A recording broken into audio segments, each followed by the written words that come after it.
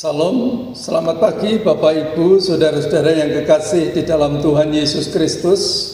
Puji syukur kepadanya bila pagi hari ini Tuhan sudah menolong kita semua sehingga kita dimungkinkan untuk bisa beribadah bersama-sama dengan segenap keluarga kita di rumah kita masing-masing.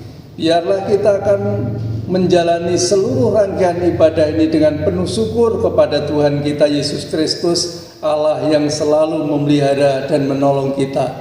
Saudara, mari kita akan memulai seluruh rangkaian ibadah ini dengan segenap hati kita akan memuji dan mengagungkan Tuhan kita Yesus Kristus melalui nyanyian ini.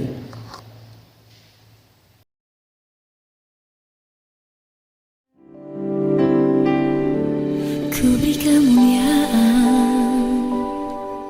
dan hormat, ku angkat suara pujian, ku agungkan namamu. Ku beri kemuliaan dan hormat, ku angkat suara pujian, ku agungkan namamu. Sebab kau besar, perbuatanmu ajaib, tiada seperti Engkau, tiada seperti Engkau. Sebab kau besar, perbuatanmu ajaib, tiada seperti Engkau, tiada seperti Engkau. Sebab kau besar, perbuatanmu ajaib, tiada seperti Engkau, tiada seperti Engkau. Sebab kau besar, perbuatanmu ajaib, tiada seperti Engkau, tiada seperti Engkau, tiada seperti Engkau, tiada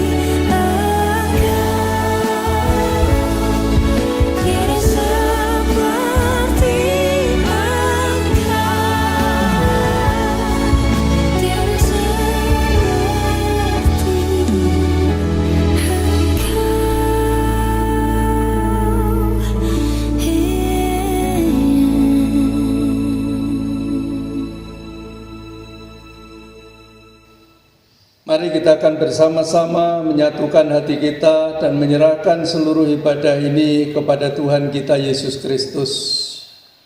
Bapa Surgawi, pada pagi hari ini kami datang menghampiri Engkau untuk berterima kasih dan bersyukur kepada Tuhan Allah yang sudah menolong kami dari hari ke hari sehingga kami boleh melewati sepanjang minggu ini dengan selamat. Dan pagi hari ini Tuhan, Kau telah menolong kami untuk kami bisa beribadah bersama-sama dengan keluarga kami masing-masing. Kami berdoa memohon Tuhan akan mempersiapkan hati pikiran kami supaya kami dapat beribadah dengan berkenan kepada Tuhan. Terima kasih ya Tuhan, kami mengucap syukur, kuduskan hidup kami, hati dan pikiran kami agar kami dapat memuliakan Tuhan. Tuhan, kami mau mempercayakan seluruh ibadah pada pagi hari ini dengan memulainya dalam pengakuan bahwa pertolongan kita adalah di dalam nama Tuhan Allah yang telah menciptakan langit dan bumi dan segala isinya, yang di dalam kasih dan kesetiaannya tidak pernah meninggalkan buah perbuatan tangannya kekal selamanya. Kiranya turun atas saudara-saudara sekalian anugerah dan sejahtera di dalam nama Bapa, Putra, dan Roh Kudus. Amin. Mari saudara, kita akan mempersiapkan hati kita untuk kita bersama-sama membaca dan merenungkan firman Tuhan. Kita akan bersama menyanyikan pujian, dan biarlah pujian ini akan mengantarkan kita untuk mempersiapkan hati demi mendengar kebenaran firman-Nya.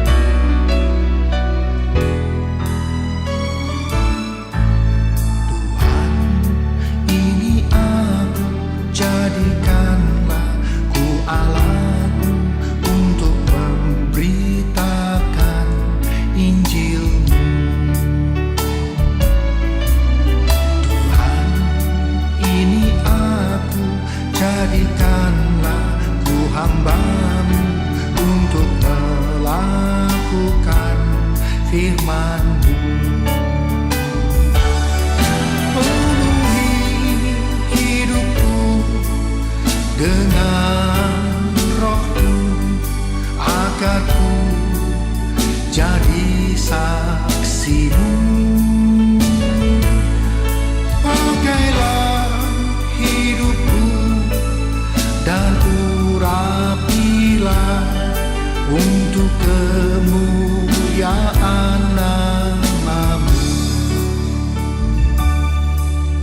Tuhan, ini aku, jadikanlah ku alat-Mu untuk memberitakan Injil-Mu. Tuhan, ini aku, jadikanlah ku hamba-Mu untuk melakukan firman-Mu. Penuhi hidupku dengan roh-Mu, agar ku jadi saksi-Mu.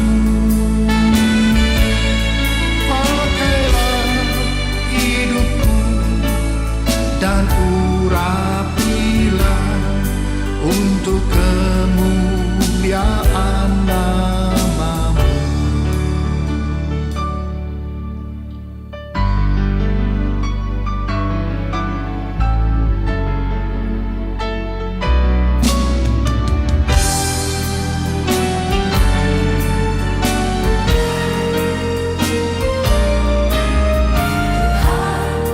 Ini aku, jadikanlah ku alat-Mu untuk memberitakan Injil-Mu. Ini aku, jadikanlah ku hamba-Mu untuk melakukan firman-Mu. Penuhi hidupku dengan roh-Mu, agar ku jadi saksi-Mu. Pakailah hidupku dan urapilah untuk kemuliaan nama-Mu. Penuhi hidupku dengan roh-Mu, agar ku jadi saksi-Mu. Pakailah hidupku dan urapilah untuk kemuliaan nama-Mu. Untuk kemuliaan nama-Mu. Untuk kemuliaan nama-Mu.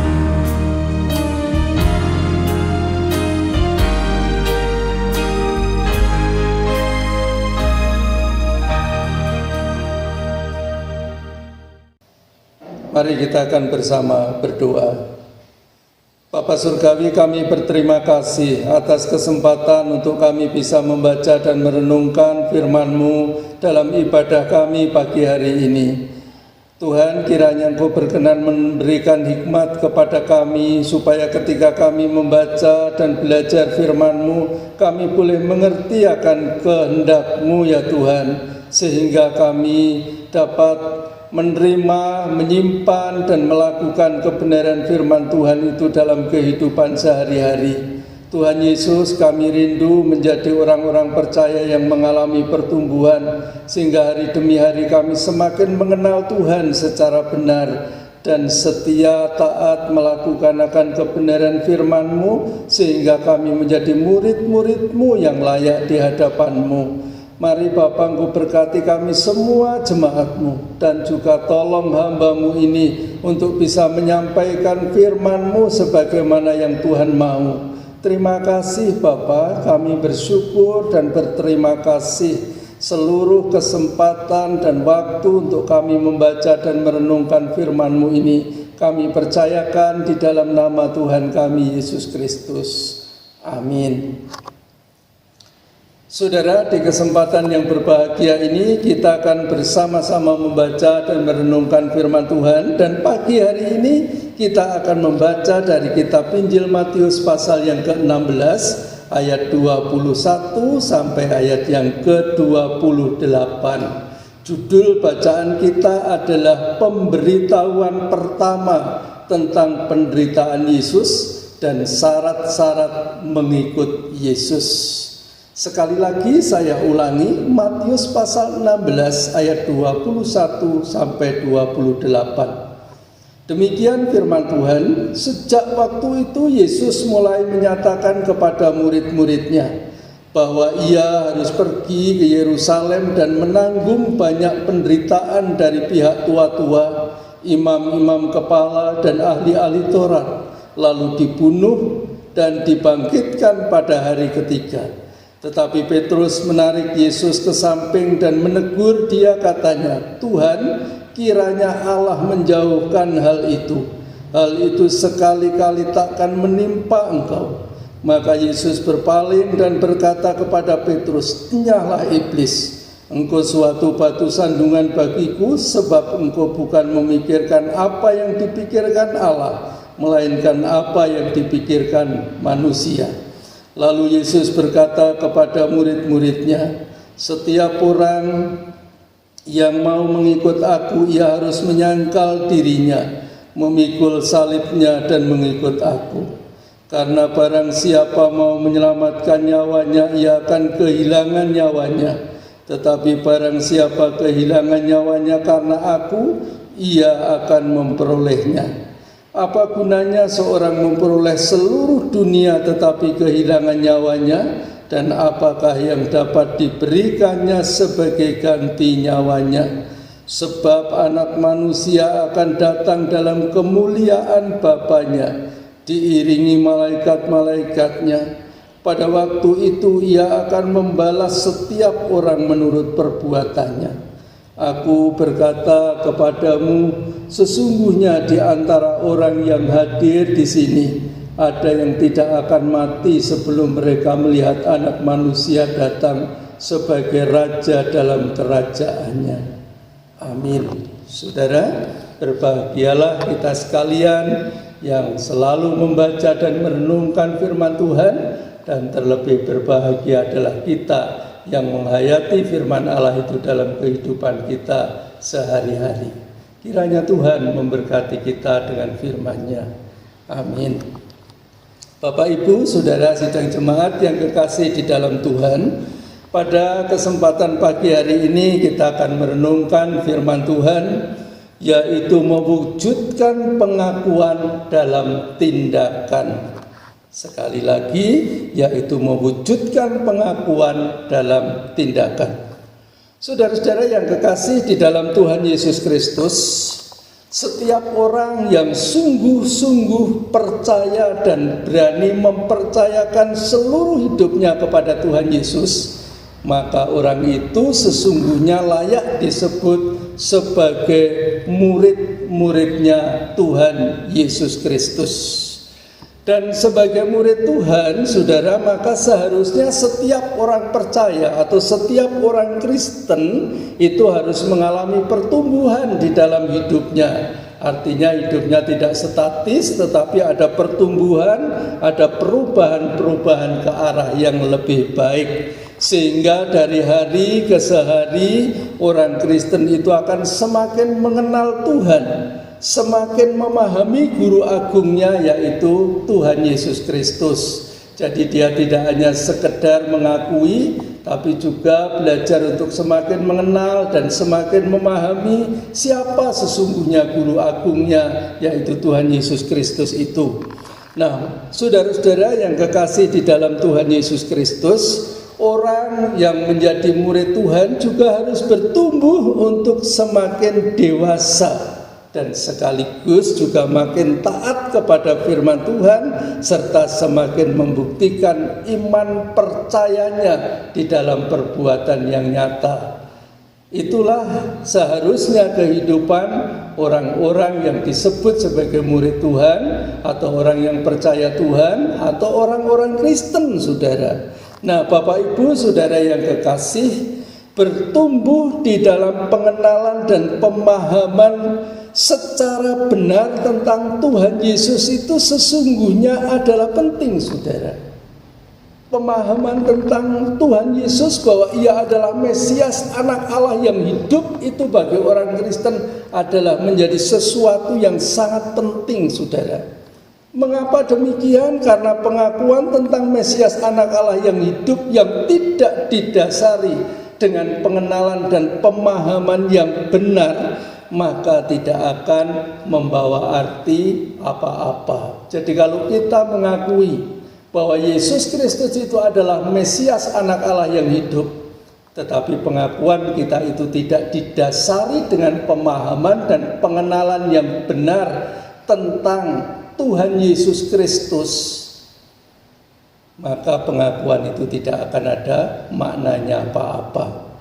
Nah, saudara-saudara yang kekasih di dalam Tuhan Yesus Kristus, karena pengakuan tentang Mesias, anak Allah yang hidup, yang tidak didasari dengan pengenalan dan pemahaman, sekali lagi itu artinya adalah sia-sia, tidak membawa arti apa-apa, bahkan percuma, saudara. Bahkan bisa menjadi batu sandungan bagi pelaksanaan misi Allah bagi keselamatan umat manusia.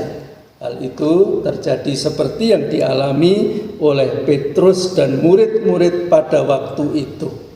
Saudara, kalau kita membaca bagian Injil Matius pasal yang ke-16 ayat yang ke-16, di sana kita melihat bahwa Petrus itu sesungguhnya memiliki pernyataan yang sangat berbeda, saudara, antara orang yang belum percaya dengan Petrus tentang Mesias, anak Allah yang hidup. Karena orang-orang yang belum percaya menganggap bahwa Mesias itu hanyalah orang yang datang dari dunia ini dan sama dengan manusia pada umumnya. Tetapi saudara-saudara yang kekasih di dalam Tuhan, ketika Petrus ditanya tentang siapa Yesus yang sesungguhnya, maka Petrus menjawab bahwa Tuhan Yesus itu adalah Mesias, anak Allah yang hidup. Jadi jelas ada perbedaan pengakuan tentang siapa Yesus menurut banyak orang dan menurut Petrus. Dan Petrus memiliki pengakuan yang luar biasa, saudara, di sini.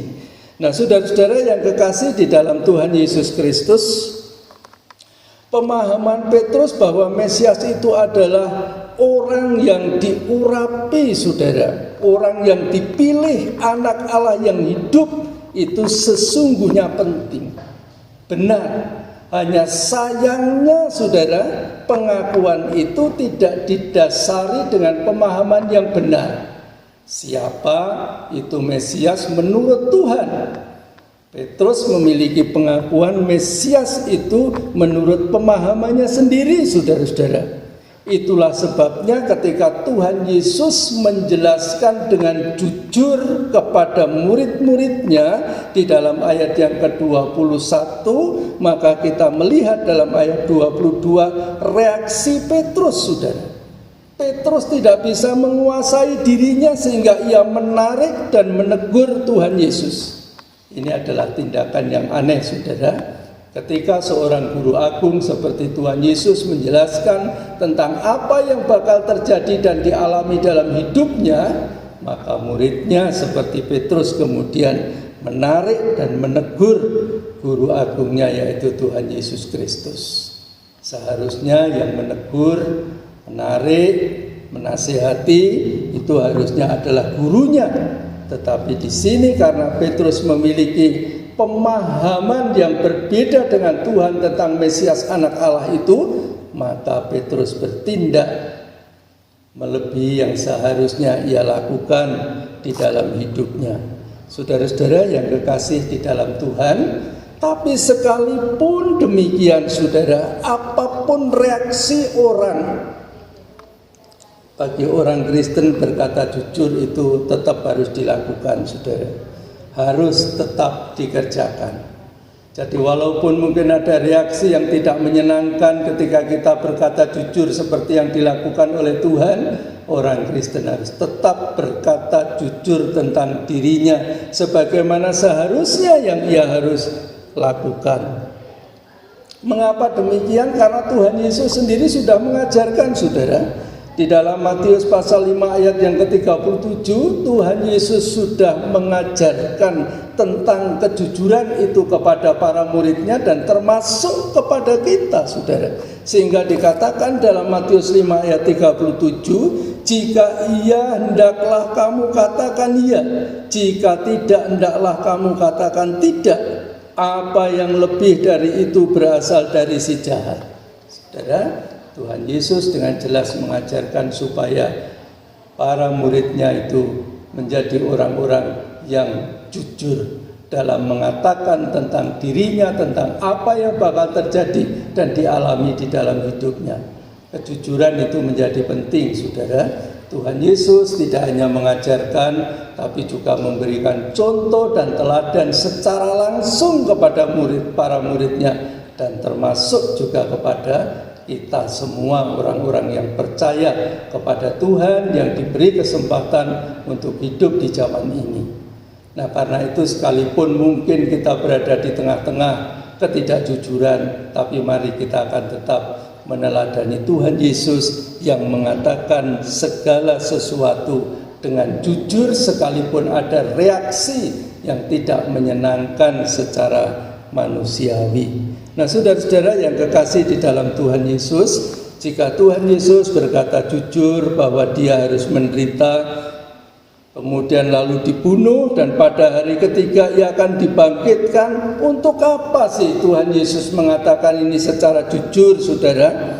Bapak Ibu, saudara yang kekasih, tujuannya adalah supaya para murid Tuhan pada waktu itu dan termasuk juga kita orang percaya saat ini saudara, tujuan dari Tuhan Yesus itu supaya setiap orang Kristen mengerti bahwa betapa besarnya kasih Tuhan kepada umatnya sekalipun umatnya sudah berbuat dosa, sudah jatuh ke dalam dosa, sudah melawan kehendak Tuhan. Tapi Tuhan itu tetap mengasihi umatnya, dan kasihnya tidak hanya sekedar diucapkan, tetapi diwujudkan dalam tindakan yang nyata, yaitu dengan kesediaannya untuk menderita bahkan mati disalibkan, supaya manusia bisa mengerti. Seperti itulah kasih Tuhan kepada kita, sehingga kita tidak akan meremehkan kasih Kristus,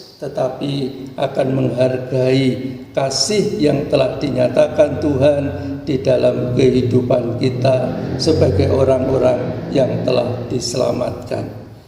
Nah, Bapak Ibu, saudara-saudara yang kekasih di dalam Tuhan, betapa besarnya kasih Tuhan yang sudah dinyatakan kepada kita. Tidak hanya menebus saudara, tapi dalam memelihara kehidupan kita setiap hari. Dia Tuhan itu tidak akan pernah membiarkan kita, tetapi dia akan terus memelihara kehidupan kita dari hari ke hari. Bahkan dia akan menjawab setiap pergumulan kita lebih dari yang kita harapkan dari Tuhan dalam hidup kita. Karena itu saudara-saudara, sebagai orang Kristen yang telah diselamatkan, maka apa yang harus kita lakukan saudara-saudara? Yang pertama, sesungguhnya kalau kita mengerti bahwa Tuhan itu begitu besar kasihnya, dengan kerelaannya mengorbankan seluruh hidupnya demi keselamatan kita, maka seharusnya sebagai orang yang sudah ditebus, sebagai orang Kristen, sebagai murid-muridnya Tuhan, kita ini harus bersyukur. Kalau tidak diselamatkan oleh Tuhan, maka kita ini akan menjadi orang-orang yang binasa, orang yang tidak memiliki jaminan kehidupan yang kekal. Tapi oleh karena Tuhan mengasihi dan mengorbankan seluruh hidupnya untuk menebus kita, maka kita menjadi orang-orang yang tidak binasa. Karena itu mari kita belajar bersyukur kepada Tuhan dan menghargai akan pengorbanan Tuhan Yesus dan tidak menyia-nyiakannya. Kita harus menghargai, harus bersyukur dan tidak menyia-nyiakan pengorbanan Kristus di dalam kehidupan kita. Saudara, itu yang pertama. Kemudian yang kedua, kita harus bersedia menjadi murid yang hidup mengutamakan Tuhan, saudara. Walaupun di dalam kehidupan kita ada banyak hal yang menurut kita mendesak, tetapi kita harus tetap belajar menjadi orang Kristen yang mengutamakan Tuhan. Karena Tuhan juga sudah memberikan perhatian yang luar biasa dalam menyelamatkan kita. Dia tidak menghiraukan dirinya sendiri dalam menyelamatkan kita. Itulah sebabnya saudara, kita harus bersedia menjadi murid Tuhan, menjadi orang Kristen yang hidup dengan mengutamakan Tuhan dan tidak menjadi batu sandungan. Kemudian yang ketiga, yang terakhir saudara, apa yang harus kita lakukan? Kita harus rela menderita, bahkan kehilangan nyawa karena nama Tuhan. Karena firman Tuhan menjamin kepada kita, orang yang kehilangan nyawa karena nama Tuhan, maka ia akan memperolehnya. Dan itu ditulis dengan jelas dalam ayat 25 bagian B bacaan kita. Saudara-saudara yang kekasih di dalam Tuhan Yesus Kristus, untuk bisa melakukan 3 hal penting yang tadi sudah saya sebutkan, yaitu bersyukur dan menghargai pengorbanan Tuhan Yesus Kristus, menjadi murid yang mengutamakan Tuhan dan tidak menjadi batu sandungan, serta rela menderita karena nama Tuhan. Supaya semua itu bisa kita lakukan, maka kuncinya adalah bahwa orang Kristen itu harus bisa menyangkal diri, saudara, tidak menuruti kemauan sendiri. Sebab kalau orang Kristen tidak bisa menyangkal diri, maka 3 hal tadi akan sangat sulit untuk dilakukan. Mengapa ada banyak orang Kristen yang sulit untuk bersyukur dan menghargai pengorbanan Tuhan? Banyak orang Kristen yang sulit untuk menjadi murid yang mengutamakan Tuhan dan tidak menjadi batu sandungan, serta tidak rela menderita karena nama Tuhan, karena ada banyak orang Kristen yang tidak mau menyangkal diri. Tetapi pagi hari ini kita diajari supaya kita bisa melakukan 3 hal penting sebagai bukti bahwa kita ini adalah orang-orang yang sudah ditebus oleh Tuhan kita Yesus Kristus. Maka kita harus belajar untuk menyangkal diri. Tidak hidup menuruti kemauan sendiri, tapi hidup menuruti kemauan Tuhan dan mentaati akan kehendak Tuhan. Saudara-saudara yang kekasih di dalam Tuhan Yesus Kristus, mengapa orang Kristen harus hidup mengutamakan Tuhan dan mentaati akan firman Tuhan? Mari kita baca dalam ayat yang ke-27, saudara. Firman Tuhan mengatakan sebagai berikut, sebab anak manusia akan datang dalam kemuliaan Bapanya, diiringi malaikat-malaikatnya. Pada waktu itu ia akan membalas setiap orang menurut perbuatannya. Saudara, Bapak Ibu yang kekasih di dalam Tuhan Yesus Kristus, Tuhan yang di dalam ayat 21 dijelaskan akan menderita kemudian mati, dikuburkan dan bangkit pada hari yang ketiga. Dia akan naik ke surga, tapi dia akan datang yang kedua kalinya. Dan kedatangannya dengan jelas dikatakan dalam ayat 27 ini. Pada waktu itu ia akan membalas setiap orang menurut perbuatannya.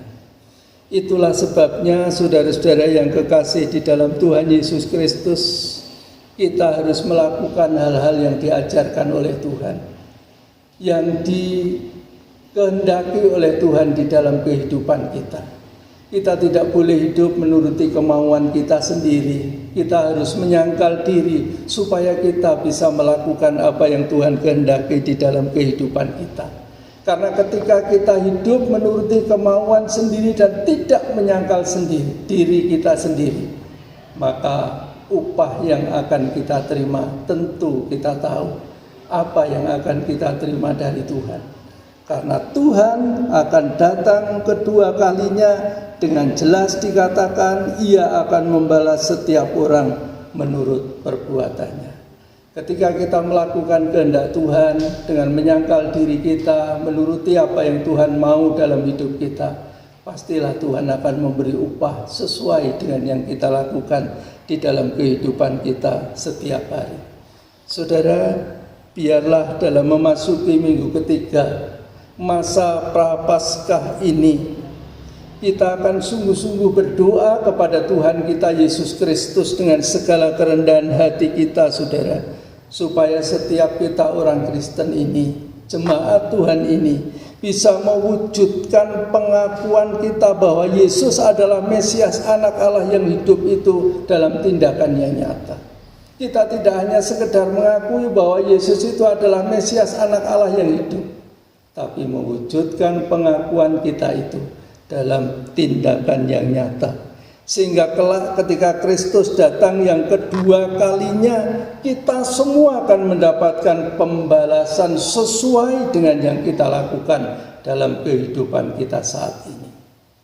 Kiranya Tuhan akan memberkati, menguatkan kita untuk kita terus setia melakukan kehendak-Nya, berani menyangkal diri supaya kita menjadi orang-orang Kristen yang tidak menjadi batu sandungan, tapi menjadi pelaksana-pelaksana misi Allah bagi keselamatan dunia ini. Tuhan kiranya memberkati kita bersama dengan firman-Nya. Amin. Saudara, mari kita akan tunduk kepala dan kita berdoa. Ya Tuhan, kami berterima kasih dan bersyukur kepada Tuhan. Pagi hari ini kami boleh membaca dan merenungkan sebagian dari kebenaran firman-Mu. Kami berterima kasih kepadamu Tuhan Yesus, karena Engkau Allah kami yang sangat mengasihi kami, dan kasih-Mu telah Engkau wujudkan dengan kesediaan-Mu dalam mengorbankan seluruh hidup-Mu demi keselamatan kami ya Tuhan. Karena itu Tuhan Yesus, tolonglah kami Tuhan, agar kami menjadi orang-orang Kristen yang bisa bersyukur dan menghargai setiap pengorbanan yang sudah dilakukan oleh Tuhan demi keselamatan kami. Dan juga menjadi murid-murid Tuhan yang mau hidup mengutamakan Tuhan dan tidak menjadi batu sandungan, tetapi rela menderita karena nama Tuhan.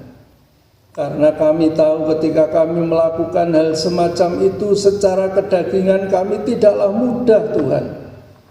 Tapi kami bersyukur karena Engkau mengajari kami agar kami belajar untuk menyangkal diri. Tidak hidup menuruti kemauan kami sendiri, tapi belajar untuk hidup menuruti kehendak Tuhan walaupun secara kedagingan tidak mudah. Tolonglah kami ya Tuhan, agar Roh-Mu yang kudus memampukan kami untuk hidup sebagai murid-murid Tuhan yang tidak hanya sekedar mengaku, tapi membuktikan pengakuan kami dalam tindakan yang nyata, sehingga dengan demikian kami membuktikan bahwa kami adalah orang-orang percaya yang mengalami pertumbuhan di dalam kehidupan ini. Kami bersyukur dan berterima kasih Bapa di surga, kiranya kami semua menjadi jemaat-jemaat-Mu yang mengalami pertumbuhan secara sehat, sehingga hari makin hari kami semakin mengenal Tuhan, kami semakin percaya dan mempercayakan seluruh hidup kami kepada Tuhan. Terima kasih Bapa di surga, kami mengucap syukur dan berterima kasih atas kebenaran firman-Mu. Tuhan, di kesempatan ini kami juga mau berdoa, kiranya Tuhan akan menolong kami semua jemaat-jemaat-Mu ini Tuhan, supaya dalam situasi semacam sekarang ini Tuhan akan terus memeliharakan kesehatan kami semua. Tuhan akan memeliharakan setiap rumah tangga kami masing-masing, supaya rumah tangga kami ada dalam suasana damai sejahtera Tuhan. Tuhan akan memberi kepada jemaat-Mu kekuatan untuk terus setia dan taat kepada Tuhan. Terima kasih Tuhan, berkati usaha dan pekerjaan semua jemaat-Mu, sehingga tidak satu pun dari antara jemaat-Mu yang hidup di dalam kekurangan, tapi semua boleh menikmati hidup di dalam berkecukupan. Terima kasih Bapa, kami bersyukur, kami berdoa kiranya Tuhan akan memberkati GKMI Ephatha ini Tuhan, supaya gerejamu terus maju, bertumbuh, berkembang, dan semua jemaat setia memberikan dukungan melalui persembahan yang telah disiapkan, sehingga dengan demikian segala kegiatan pelayanan di gerejamu ini berjalan dengan baik. Tuhan, di kesempatan ini kami juga mau berdoa untuk PPA. Tuhan juga akan memberkati PPA ya Tuhan. Kerjasama antara GKMI Ephatha dengan Yayasan Compassion Indonesia, Tuhan juga akan campur tangan memberkati, supaya anak-anak yang selama ini dilayani menjadi anak-anak yang diselamatkan seutuhnya, dan semua yang terlibat dalam pelayanan PPA juga diberikan hikmat kemampuan untuk bisa bekerja sama dengan baik dan memungkinkan pelayanan ini membawa nama Tuhan dipermuliakan. Terima kasih Tuhan, lawatlah semua jemaat-Mu. Kalau ada di antara jemaat yang sedang sakit, biarlah Tuhan memberikan kesembuhan, yang susah dihiburkan, yang lemah dikuatkan dan diteguhkan iman percayanya, sehingga semua jemaat hidup dalam damai sejahtera Tuhan. Berkati bangsa dan negara kami Indonesia ini Tuhan, supaya semua upaya-upaya yang dikerjakan pemerintah untuk segera memutus perkembangan virus corona di negeri ini sungguh diberkati oleh Tuhan.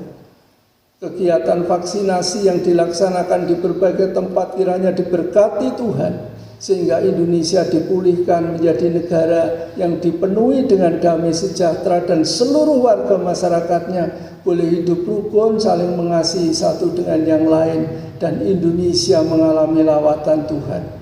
Berkati para pemimpin bangsa baik di tingkat pusat maupun sampai ke daerah-daerah, agar dapat memimpin dengan takut dan hormat akan Tuhan. Terima kasih Bapa, kami mengucap syukur dan berterima kasih.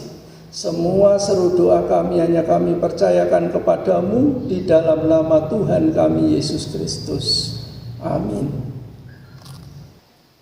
Saudara, sebelum kita mengakhiri ibadah kita pada pagi hari ini, saya mengundang jemaat untuk kita bersama-sama menyanyikan satu pujian sebagai komitmen kita dalam mengikut Yesus, yaitu mengikut Yesus keputusanku.